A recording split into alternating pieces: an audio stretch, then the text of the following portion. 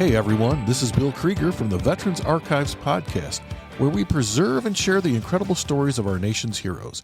Catch us every Thursday at 5 p.m. Eastern on Wreaths Across America Radio, or stream anytime on Buzzsprout, Spotify, Apple Podcasts.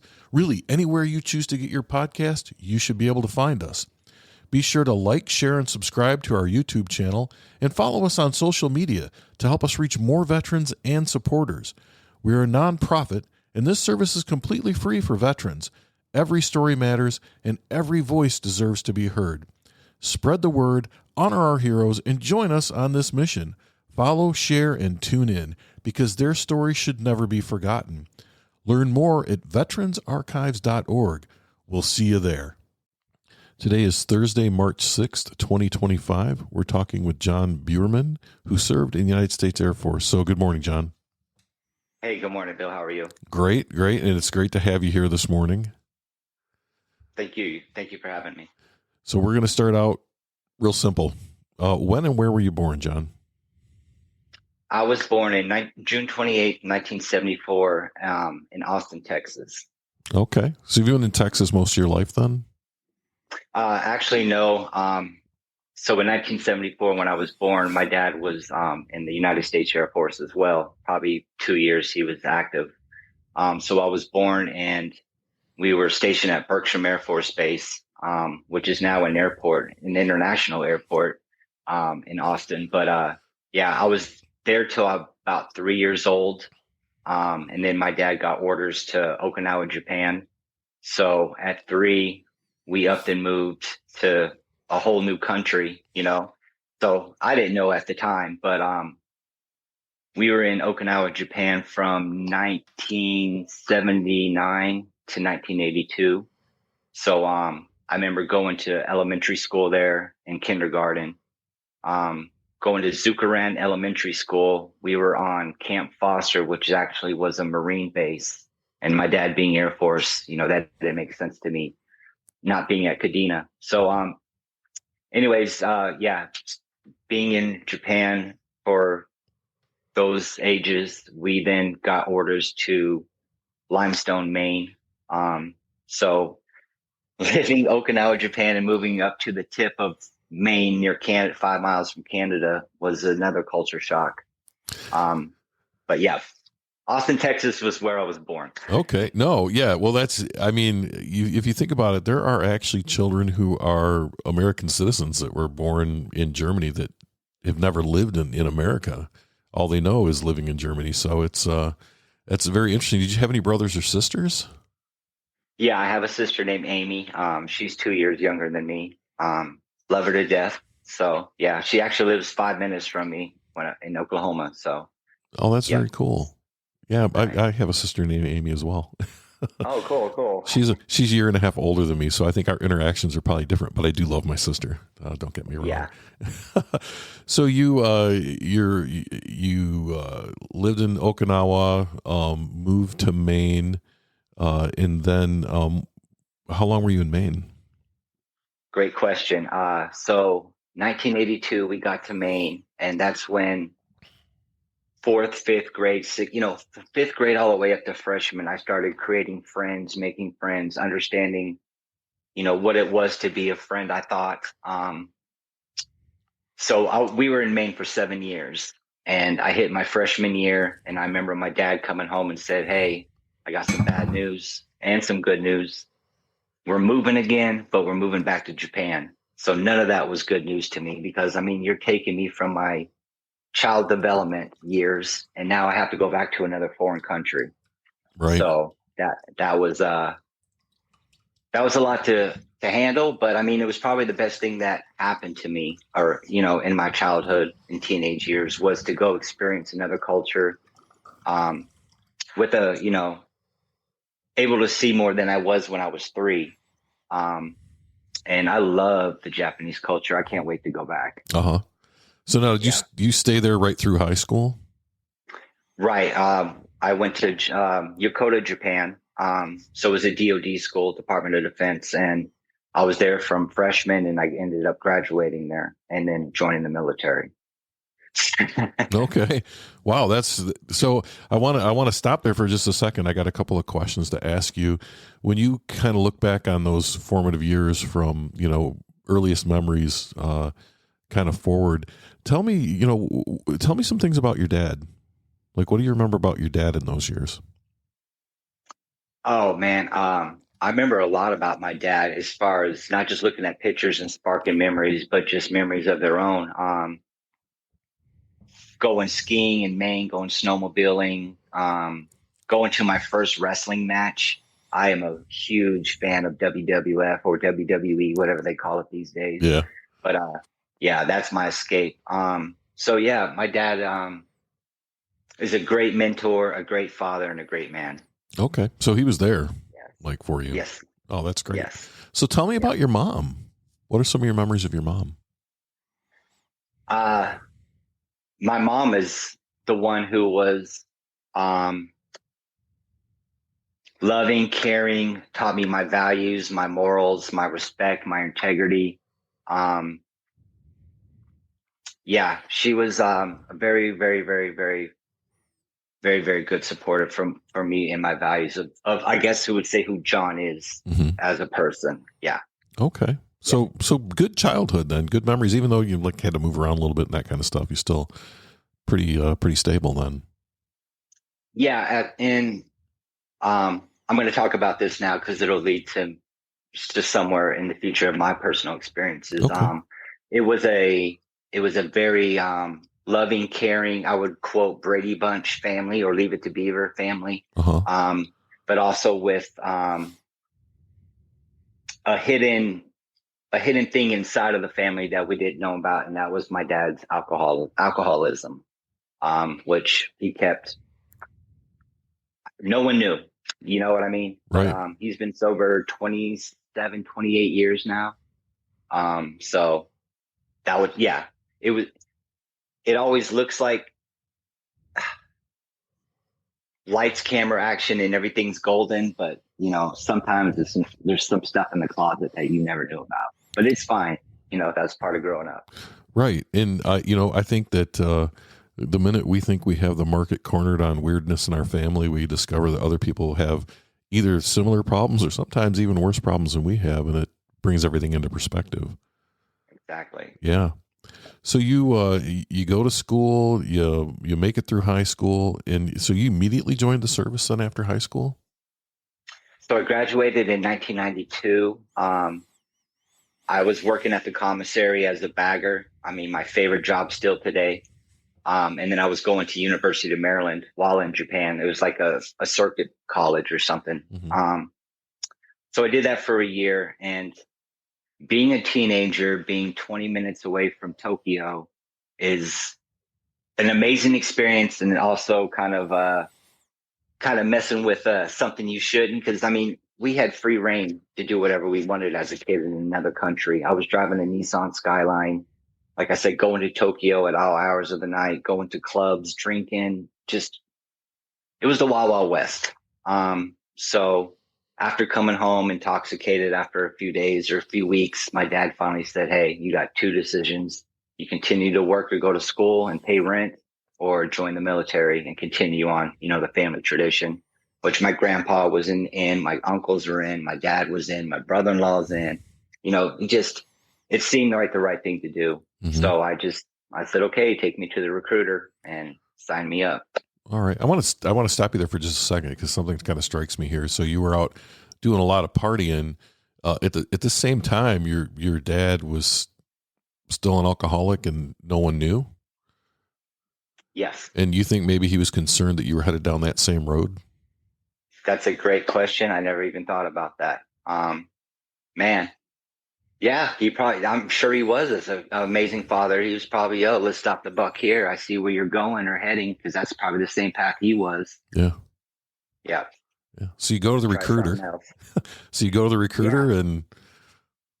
you're probably like a recruiter's dream, right? I used to recruit, and when someone walked into my office with their dad, they're like, "Oh, I want to join." It was like, "Okay, let's do this." Yeah. Nathaniel Cotton was his name. I still remember walking in the door, and his smile couldn't have been any bigger. It's like, we got one, So yeah. Right. Well, I it's not signed the easy dotted line. not easy to get in the Air Force either. I mean, they have a little bit higher standards sometimes than other branches of service too. Right. I took the ASVAB, and I know I did horrible on general. I did horrible on electric. I did horrible on mechanics, but my math and general were like out the door. Mm-hmm. And I I never knew how they pick career fields, but I think I got Morse code. I got, I think only a certain mind can only, I don't know. No, I've talked to a couple of people who were in that field. In fact, I was talking with a Vietnam vet last week. It does take your mind has to work a certain way to do that. It's just not something you can just jump into and be good at it. Right. I'm really, I love numbers. I love solutions. I love thinking out the box. I love spelling words backward, stuff like that. Yeah. I'm now. So I talked about my dad's alcoholism. I also am an alcoholic, but also sober 6 years. So I've been following my dad's life and career and style step by step, just different time frames. So now that I'm clear and sober and understand more about who I am, not what I was, with that poison, I take in the challenges and I accept the difference of my mind. Where I used to think it was a disability, or I'm different, or I don't fit in with other like-minded people, Right. So it's been a struggle, but in the past couple years, it's been a blessing.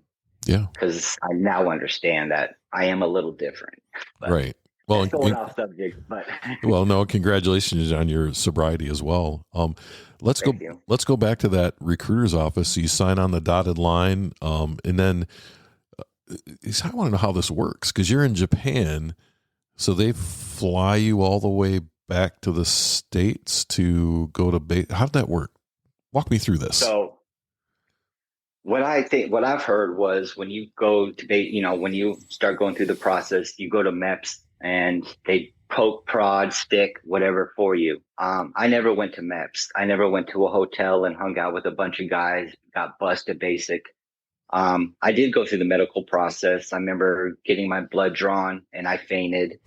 I remember, et cetera, et cetera. It wasn't fun, but, yeah, I did that. And then I had to say goodbye to my friends and family at Narita Airport, Japan. And they put me on a big ass plane, and I got to smoke cigarettes on the airline while I'm flying to San Antonio, about a 16-hour flight. They dropped me off at San Antonio, and I got picked up by some guy yelling at me. So welcome to the US, and here's your shit. Right. Well, so, everybody has a different experience, or how they experienced it. What was that like for you to, immediately get into basic training, and they start right in? Let's take a quick break. Hey, listeners, we need your help to keep the Veterans Archives podcast going. We're a nonprofit dedicated to preserving the stories of our nation's heroes, and we provide this service completely free to veterans.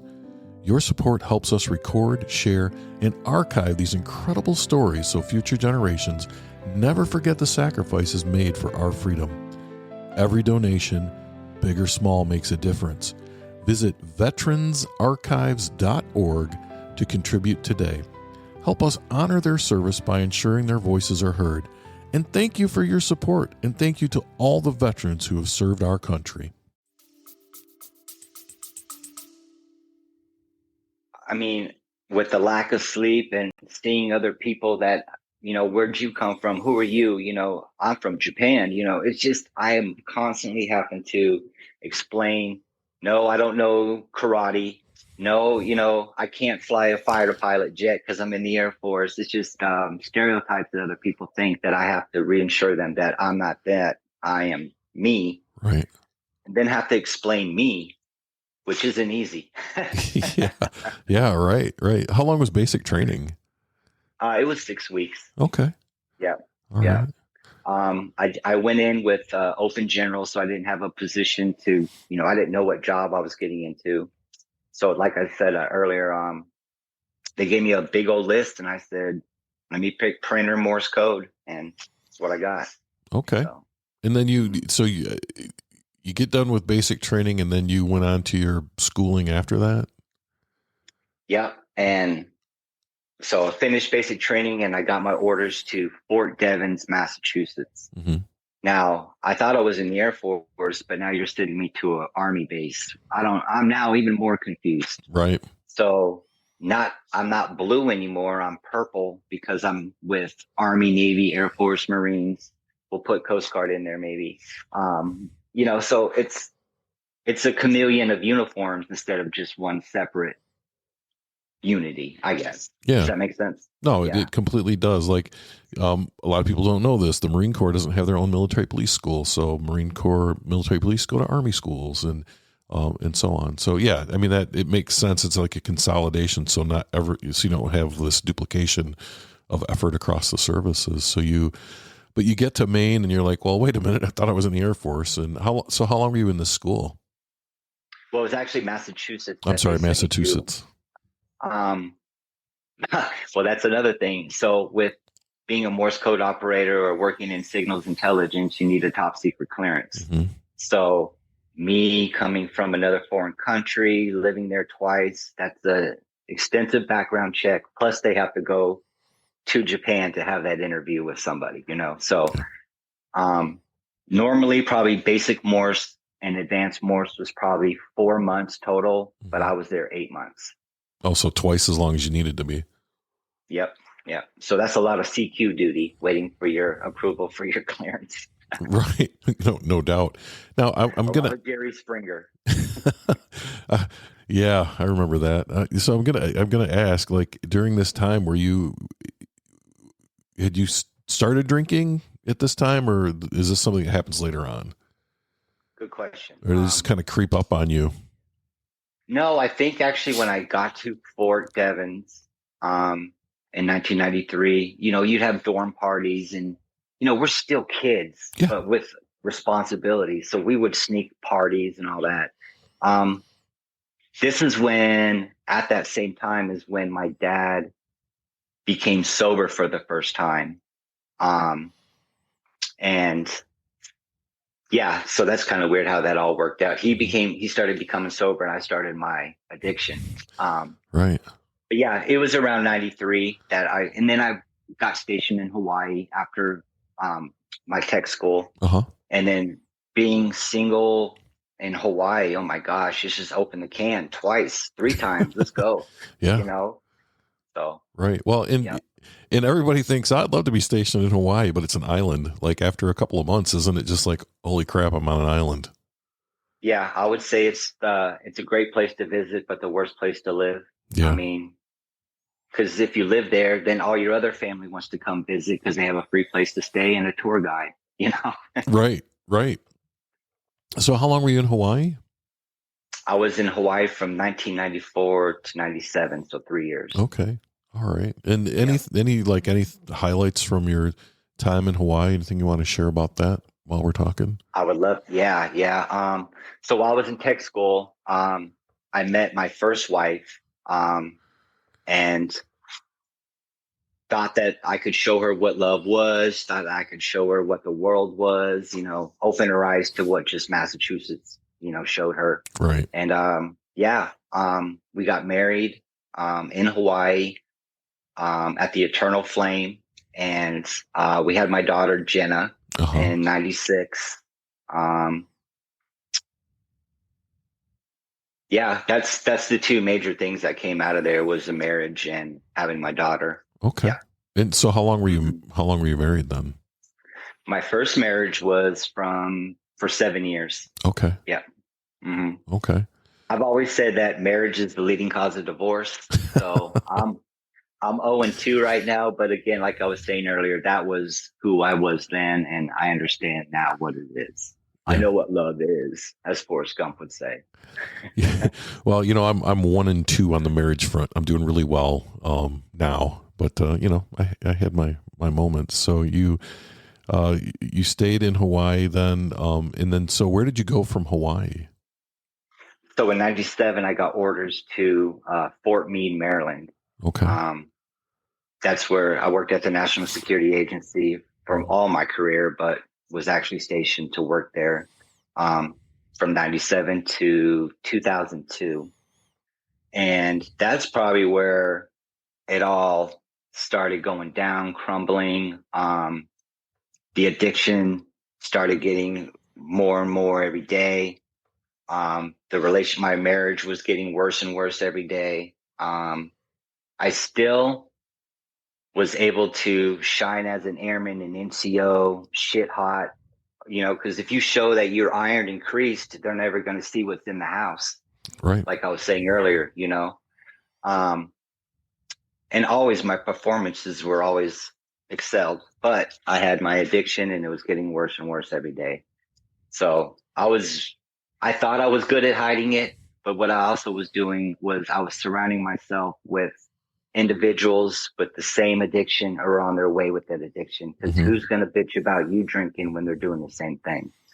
So I will admit that I was not the best father. I was not the best husband, and I was not the best person for myself.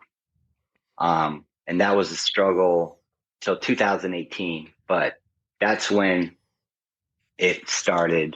That poison, that devil took over, and I actually and then it's going to sound weird, but it only makes sense to me. I created a persona other than Jon, my soul, and it was JB, my initials. JB didn't give a shit. JB ran around, manipulated, cheated, stealed. That dude was free game, and now I understand who that was. And, that's dancing with the devil, and he can go in his corner and wait, So yeah, that was a lot, but, no, it makes sense. I think that, in any situation like that, you will reach an inflection point where you can't function, right? Like there's a lot of, I hear the term functioning alcoholics. Like your father did a great job, and was a good dad and raised you guys, but he was fighting some sort of demon, just as you were. And then listening to your story, right? There's no, I don't hear any huge childhood trauma or anything like that. You just started drinking. It was trying to find a place. I've always been trying to be accepted. I've always been trying to find, where do I fit in, or purpose, or I look at myself now as it's okay not to have a million friends. Just be friends with yourself. I mean, I've had to live life through movies because that's how I learned culture. Right. While I was in Japan, I had to watch Dukes of Hazzard to see what these guys were doing back there with Daisy Duke and Bo and Luke. I had to catch up. So I think my favorite movie is the movie Stand By Me. That's a movie about 5 boys who were thick as thin. And I thought that's what friends were. Gordy, Vern, come on, Vern, all that, and right. That's how I portrayed friends to be. And when I try to make those friends that way, I was either dismissed or picked on or accepted, but just because I don't know. Right. But your drinking counseling. But your drinking buddies will always accept you. True. Right? Doesn't matter. And that's part of the problem. So you're there, you say you were working for the NSA at the time? Was that? Yeah. Okay. And everything's kind of falling apart. What finally happened with that marriage? So as the marriage is falling apart, I got a DUI in 2001. Alcohol still. There was, I would say I was just 2 young kids who thought they knew what love is, who was blessed with a wonderful daughter. And after that, the chapter ended and it's time to move on and go your own ways. I still connect with her. I mean, it's her mother. We still talk, but right. It's just understanding that, I had a problem. She was still figuring her stuff out, and it didn't work out. Yeah. Okay. So you end up dumb. Well, I think sometimes when people get married young, they grow differently, and it just doesn't work out. And if you add in being in the military and having an alcohol problem and having some self-esteem issues, none of that's a recipe for success unless you figure it out, and then you can make it work. So you're divorced. Well, that's a good point. I wasn't ready to work anything out. Yeah. I was just, So that's a good point. Yeah. So do you stay there then in Maryland for the rest of your career, or where do you? No, so after 2001, I got my DUI. Mm-hmm. I went to Norfolk, Virginia for a month of rehab. Mm-hmm. And then in 2002, I received orders to Anchorage, Alaska. So after covering or putting a Band-Aid over my addiction, I got to go to another big old island by myself. No one knew anything, and start all over again. Well, John, could I just interrupt you here? I think that probably that was the worst place to send a guy who's a recovering alcoholic. Oh, it was. Am I wrong? It's dark half the year.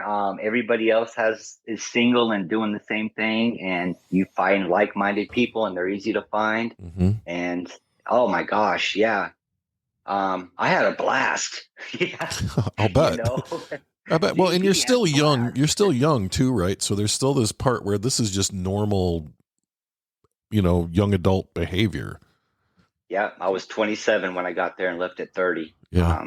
So yeah, it was, again, shit hot, awards, promotion, stuff like that. But in our schedule was a Panama schedule, which no one's familiar. It's 3 days on, 2 days off, 2 days on, 3 days off. So you're off every other weekend, Friday, Saturday, Sunday. You're pretty much half the year you're off. Yeah. And if you take 2 days of leave, you get 7 days of leave. So, let's play ball. So every time we're off work, it was 3 days of binge drinking and just enough to get right to go back to work. Right. So, and nobody's checking on you because you went to rehab, so you must be good, right? But no one's really checking on you because they're doing it with you. Oh, that's true. Yeah. And then just going into work and you have each other's back, the good old boy system. Yeah. Yeah. Yeah. So was Alaska just kind of a blur then?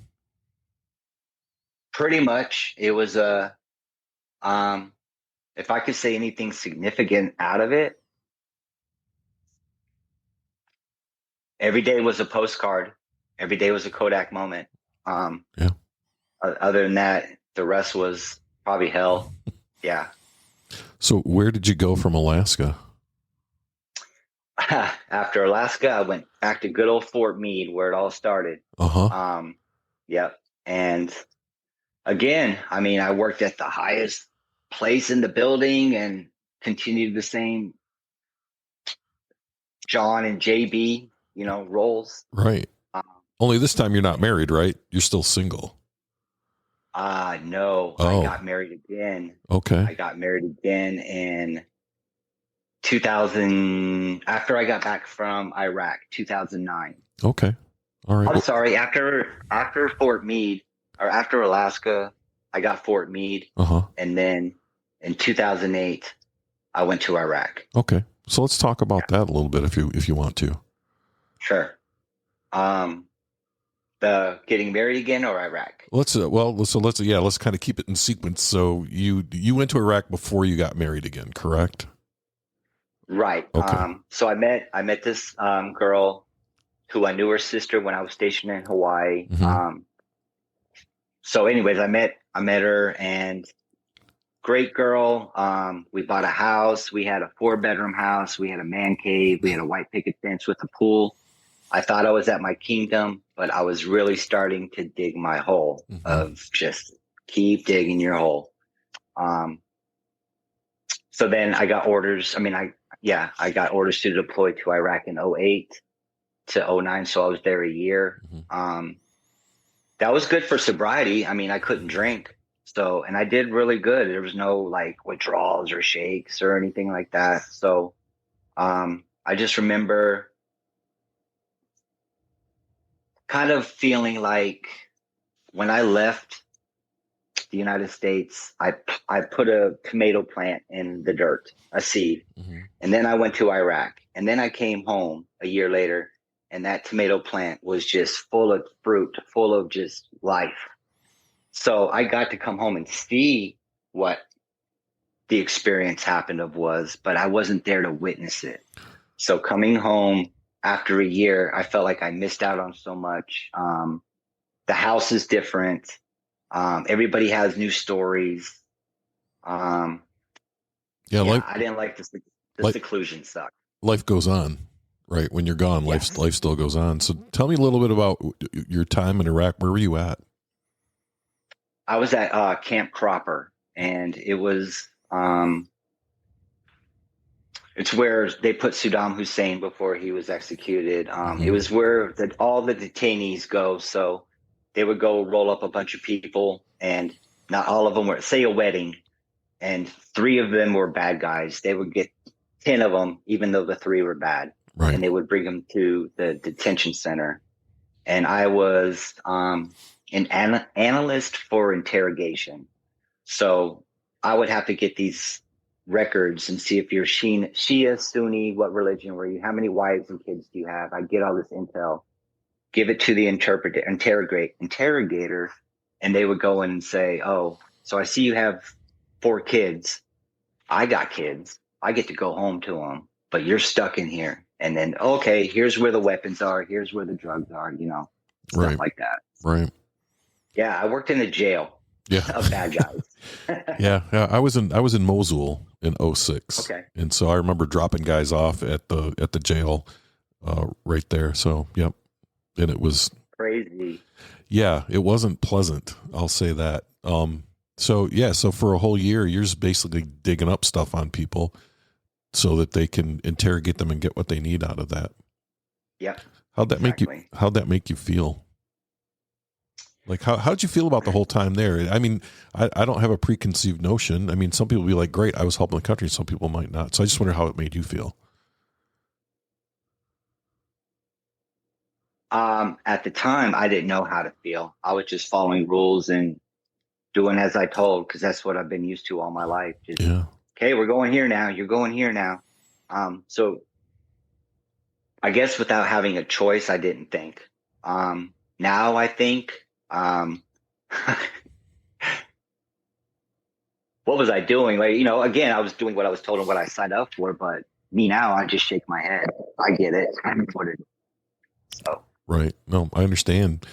So it was pretty much a routine then. Therefore, I mean, you're in Iraq and there's still a lot of stuff going on, but you were pretty much into your routine, just kind of doing your thing every day. Is that? No, it was 12-hour shifts. You go to work and then go to bed and then go to work and go to bed. The food was great. I gained 50 pounds, not drinking. Yeah. So that was definitely a plus. But once I got back, the drinking just got worse. Right. I mean, I missed out on a year of drinking. I got to catch up. Yeah, exactly. I'm curious, like when you're in Iraq and you're not drinking, did you have any sort of, I don't know, I hear people talk about clarity. Was it like, did you have a different like mindset while you were there because you weren't drinking, or it just really didn't change anything? I would say no, there wasn't a different mindset because you still had non-alcoholic beer in the DFAC. You still were offered 3 Budweisers during the Super Bowl, which I passed on because don't give me 3. I want 12. And I could already see myself getting ration tickets from other people and getting in trouble and getting kicked out of the country over some beer. Yeah. I took it as maybe a break and maybe a continue when I get home to not do this anymore. But yeah, you told me I couldn't drink for a year. Okay, I'll wait till I get back. Yeah. Yeah. So what was it like you already alluded to the tomato plant and how things had all changed, but what was it like when you first got back? Like, you've been gone for a year, now you're back. Let's talk about that a little bit. Going from, again, another Wild Wild West atmosphere to back to overstimulation. There you go 15 miles in a car and you don't have to look around if you're going to get hit by something. You come back to the States, they say watch your six. Here you're watching your clock. Right. You got to watch every angle. So, yeah, it was overwhelming. Anxiety built up a lot. I think, that might be another way where I got all my anxiety more enhanced of coming back from one situation to another. I hate it. I've heard people say that, and I've lived it, so I believe this, that the only thing more difficult than going off to war is coming back from it. Yes. Yeah. I only had to go to year for 1 year. Mm-hmm. I live war every day. Right. You're here. So what happened? You got back, everyone's moved forward, and you're kind of still stuck in the prior year, it sounds like. So what happens when you get back? Oh man, alcohol is your best friend. They don't call him Jim, John, and Johnny for nothing, and Jack, Right. So yeah, just I missed out on a year, so I'm going to catch up. The relationship with my second wife started deteriorating. I mean, expectedly, because who wants to put up with that? So yeah, the house. I lived in the house on a short sale. I mean, I don't have to pay rent. Why not? Right. So yeah, I just lived there and just did whatever. And then, with the grace of God, I got to retire in 2013. I guess the hard work of professional side trumped the addiction side, but either way it worked out. So, then I went to Afghanistan as a contractor after I retired for a year. So there as a contractor, yes, I couldn't drink, but in my mind, I'm not a Air Force member anymore. I'm a civilian kind of. So I'm going to break the rules a little bit. So, people would send in the mail tea bottles full with liquor in it, or any way you could get it, you would get it. And I was drinking in Afghanistan at the end of it. But when I noticed me starting drinking like almost every day is when I said, I got to go home. I can't do this. Right. And what were you doing as a contractor there? It's just intel stuff still? Right. I worked at a place called Area 82 in Afghanistan, in Bagram, and just helping boots on the ground and doing stuff like that, Okay. Yeah. All right. But so then you leave Afghanistan, you come back. Now, by this time, are you divorced again? yes. Okay. Yeah. And you didn't have any children with your second wife? No, we didn't. All right. So so when you say you came back home, at this point, where's home? I moved back to Fort Meade, Maryland. The house that was in short sale is now being sold. So that's weight off the shoulders. I was staying with some friends for about 2 weeks. And then like I got back from Afghanistan to Jack, Jimmy, John. I found Jose too. He was over there. Yeah. I started doing it at their house, at another buddy's family's house, just in the backyard drinking every day. And he's like, John, man, you got to find your own place. You can't be doing this here. I'll help you, but not like that. Right. So I found my own place. I started working at the National Reconnaissance Office, the NRO in Virginia. And that was a commute every day of 56 miles in Washington, D.C., Maryland, Virginia traffic. So 1 hour trip was a 4 hour trip. You know what I mean? It's a long time in the car, that's for sure. It sucked. And that was the same schedule as I talked about previously, to Panama. We had a 2 on 3 off, 3 on 2 off, and back in the same schedule, 3 days of binge drinking and have to go drive an hour, work 12 hours and drive 3 hours back. So that that tore me up. I beat the hell out of myself for those 4 years. That's when I started not caring about myself anymore. If it happened, it happened. If you found me, you found me. It is what it is. I'm done. And I think I really was giving up on myself. Mm-hmm. I want to back up just a little bit. Something you said kind of struck me. When you first bought the house in Maryland, it was white picket fence, man cave, your kingdom. You were loving it. You get back, you get divorced, you're drinking, and you said it finally sold in short sale, and it was a weight off my shoulders. So that thing went from something that really made you happy to just, I got to get rid of it, you know? And Mm-hmm. it just sounds like a little bit of a spiral. And then you're talking about how you've kind of given up on yourself through working at this place. So I didn't mean to interrupt, but I just wanted to make that point that, you know, you went from, hey, this is pretty cool, to holy crap, I got to get out of here. Yeah. And I think by me saying that is the position or where I'm at today. I live in a 1-bedroom apartment with 4 corners, and everything I need, I can put in my car. So, you know, that 4-bedroom pool, man cave, everything that I thought that I needed to keep up with the Joneses, or, you know, or keep me entertained. No, sir. I have it all right here. And that's just a peaceful mind, a beautiful soul, and a loving heart, you know? Right. Well, And I think that's what it's all about. Yeah, stuff doesn't make you happy. No. At all. So let's go back to you're still living at Fort Meade. You're doing this commute. You're like in this, sounds like this kind of this downward trend. So what happens? You did that for like 4 years. What happens after that? Right. So within those 4 years, I'm still lying, cheating, manipulating, all those things I was talking about earlier. I met a wonderful girl, going through her own personal struggles. And I always say it's like 2 angels meeting. We met for a reason. We helped each other out with each of our own problems. And through all that, in October 10th of 2018, I was hospitalized with a rare blood disease called TTP. I don't know the medical term, but it affects your platelet counts. And as humans, we're supposed to have like 250,000 count. My count was 1 to 12. So I was hospitalized for 10 days. I had to get platelet or plasma or some. Oh, transfusions? Yes. Yeah. Yes. They gave you more platelets probably.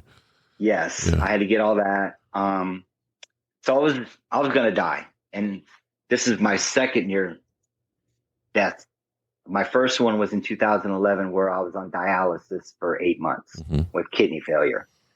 So anyways, back to this one in 2018, the doctor came up to me and said, Jon, you can never drink again. And I still remember him, Dr. Singh, telling me that. And since that, never drink again. And that's where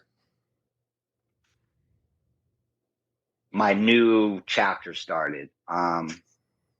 I started seeing angel numbers. I started seeing spiritual stuff, universe stuff, kind of looking like, what is going on here? What is this? I would call it a calling. And I know it sounds weird to whoever's listening, but this is what I've experienced. Right. And I continue today just to be positive, using my words, not just to anybody, but to myself, how you speak to yourself,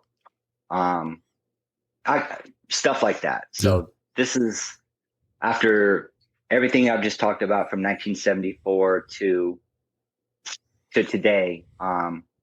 It's been a struggle, but every day is a blessing now. Mm-hmm. How do you not drink? I mean, I know that there's always the fear of I can't drink because it's going to make me sick again. But how do you? I mean, that was such a big part of your life. How do you not do it? Great question. It's on every corner, and there's a reason why it never goes above $9.99. You know what I mean? Mm-hmm. Eggs go up, but beer never does. Right. It doesn't bother me or bug me because I know it is a poison. Mm-hmm. I know what it is. And I know why I did it. It's just to be accepted. And those guys will accept anybody, or those, that group will accept anybody because, and, Right. and the addict loves an addict. Come on in.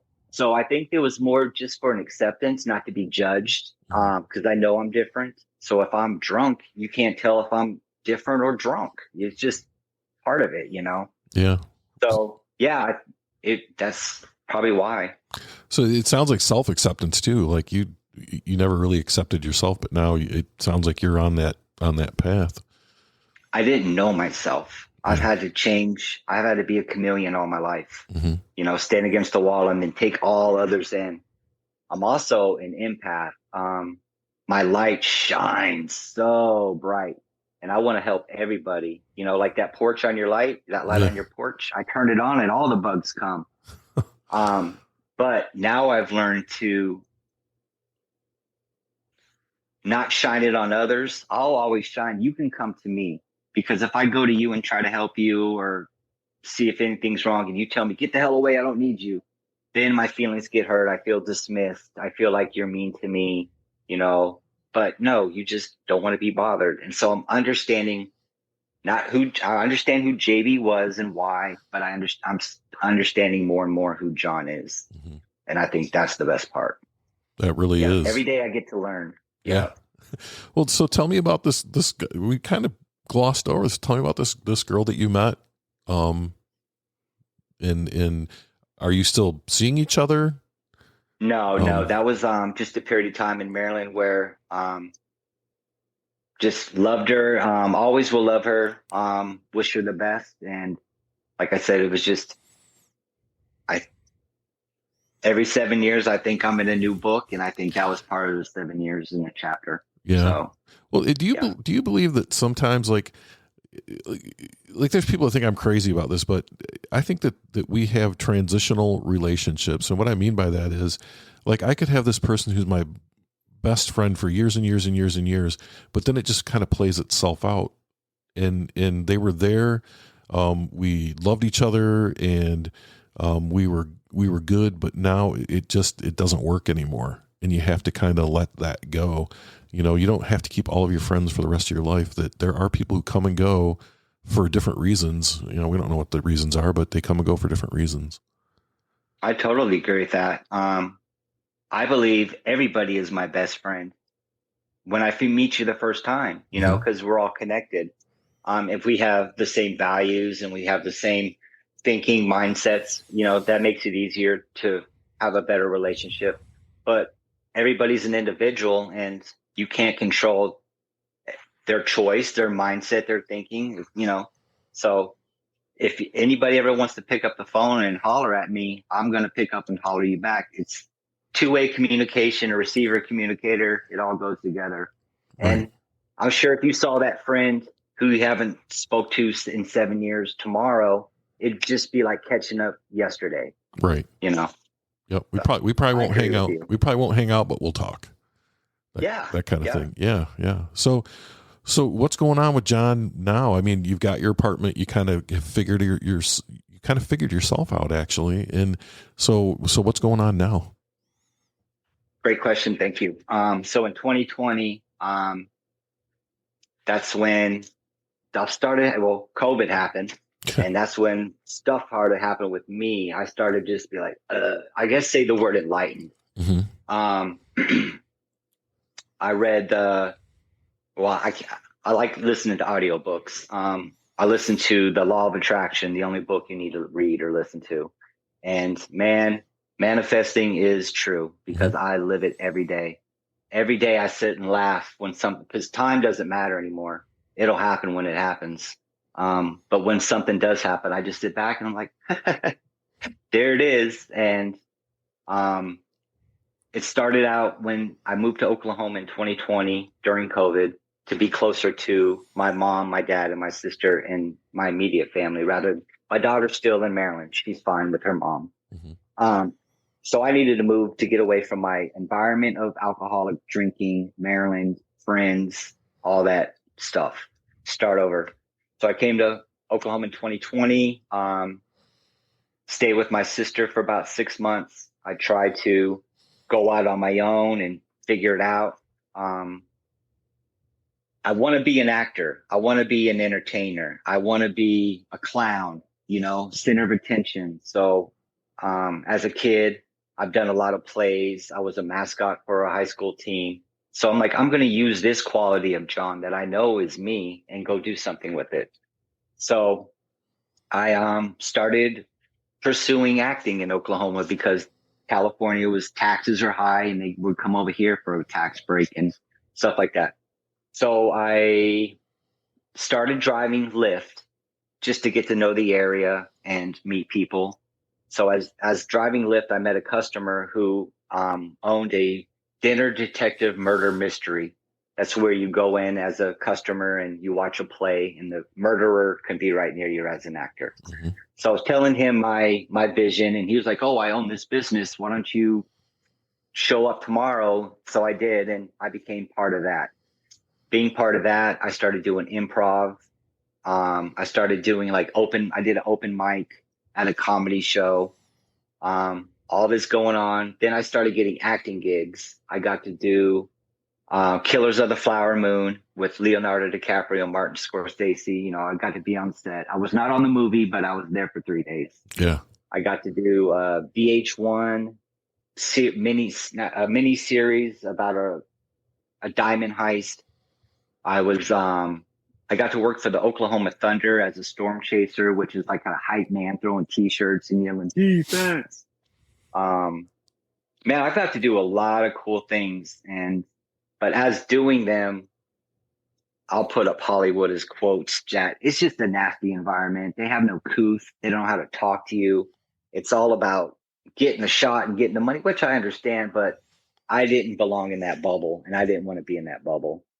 So I got to experience something that I've been wanting to do, prove to myself that I can do it. As long as you believe it, you perceive it, you will receive it. So have a thought, put in work, and it'll happen. It's that easy. Hey, Jon, something I want to point out that you just said that's super, super important. So, I have read the books that you're talking about as well as a couple of others. And many people read those books and they think, well, I just have to put it out in the universe and it'll come to me. You still got to put in the work. You still got to put in the work. But you put in the work with the thought process that this is going to happen and this is happening. But you can't just sit on your couch and manifest something. And I don't want people to get confused about that. You still got to do the stuff to make it happen, but it's not going to happen if you don't do these other things. Very true. Thank you for adding that. Yeah. Write it down in a journal, instead of saying, oh, man, I wish I had some money. Yeah. The easiest thing is thank you for the abundance of wealth that's coming my way. And imagine that lottery ticket or whatever it is. And I guarantee you'll find a penny on the ground. Don't call it coincidence. It's what you asked for. You know what I mean? Yeah. So yeah, definitely. If you shit in one hand and wish in the other, that's what you're going to get. Yeah. Which one fills up first? Another book you might want to check out too is called God Winks. And it's about those. Yeah. God Winks, GODWINKS.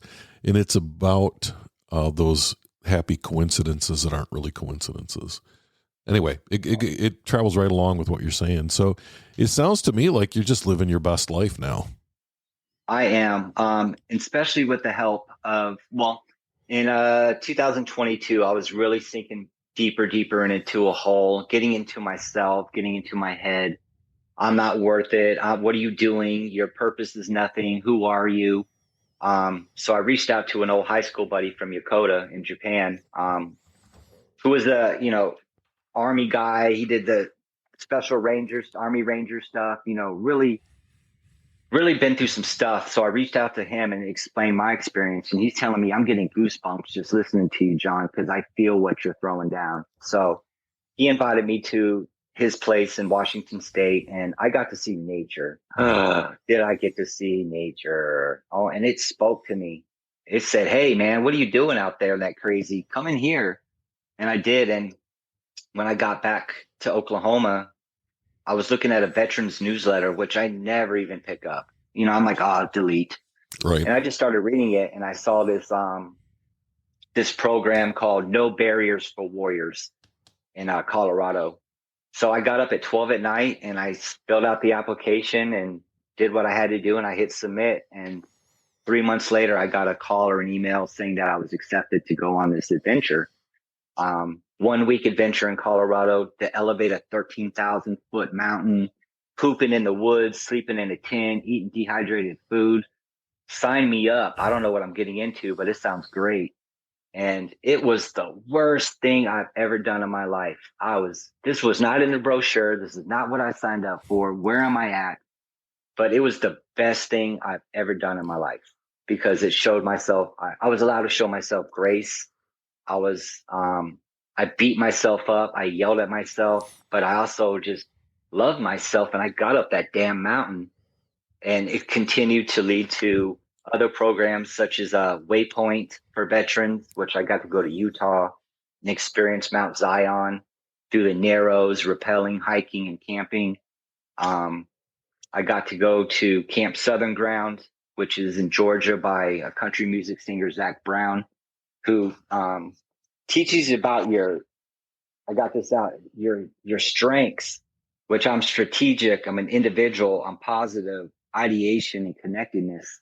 I mean, just these words explain so much and mean so much to finally understand who the hell I am, Mm-hmm. and your Enneagram, which is I'm a peacemaker, I'm an achiever, I'm a helper, I'm an individualist, and I'm a loyalist. Those are amazing words. And that's me. So these programs, not just, you get to go skiing and you get to go climb mountains and it's beautiful, but it's helped me tremendously on finding out who the hell I am and what's next. Yeah. So. Well, that's awesome. So what do you think is next? Well, that's a good question. I just signed up for another trip to Costa Rica to do ayahuasca. Uh-huh. So, I want to see what that's going to open up. I'm also just about to finish my degree in social psychology to use that to help other people with addiction, just so they don't have to go through half the shit that I went through. So if I can help that, that's what I want to do. All right. Well, excellent. Well, it sounds like you're on the path, at this point, and it's kind of been fascinating, like learning about you and following you, through all of these things. And, not a lot of people have that self-awareness that you have. Before we kind of wrap up our discussion, is there anything that we haven't talked about that you want to talk about? I can't think of anything. I mean, I have highlights upon highlights upon highlights, but I think this is the most important. What we went over is just, you could come from somewhere, come from anywhere, but eventually you're going to be you and be where you're at. And, like you said, the self-awareness, I'm so grateful I have it. And I finally realized it because I didn't know I had a choice. I didn't know I was allowed to do other things. And that's probably the one thing I'm still struggling with is, transforming from a military member to a civilian, because I still go out. I still don't think I can go out past 10 o'clock at night or something's going to happen. You know what I mean? There's rules and regulations still in my head where I can go do what I want. Right. But that's what I'm working on now is what am I going to do when I grow up and what it's going to be like when I grow up. But time will tell, right? Which we never make up. There you go. All right. Well, we'll wrap up our conversation today. I always ask everyone the same last and final question. It's the only one that's scripted, not from your end, but from my end, because I always ask it.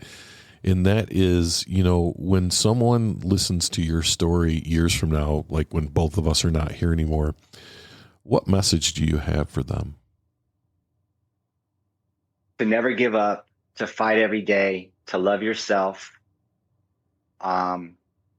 Give yourself grace, give yourself compassion, treat yourself as you would treat your best friend.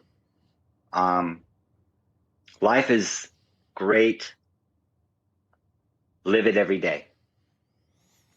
All right. Thanks, Jon. Thanks for taking the time out to talk with me today. I really appreciate it. Well, I thank you so much. Have a great day. That's a wrap for this episode of the Veterans Archives podcast. We truly appreciate you taking the time to listen and honor the incredible stories of our nation's heroes. Don't forget, you can catch us every Thursday at 5 p.m. Eastern on Wreaths Across America Radio, or stream past episodes anytime on Buzzsprout, Spotify, Apple Podcasts, and as I've said before, any place you can find a podcast, you can find the Veterans Archives podcast. If you enjoyed this episode, please take a moment to like, subscribe, and share our content on YouTube and Facebook and TikTok and Instagram and across all social media.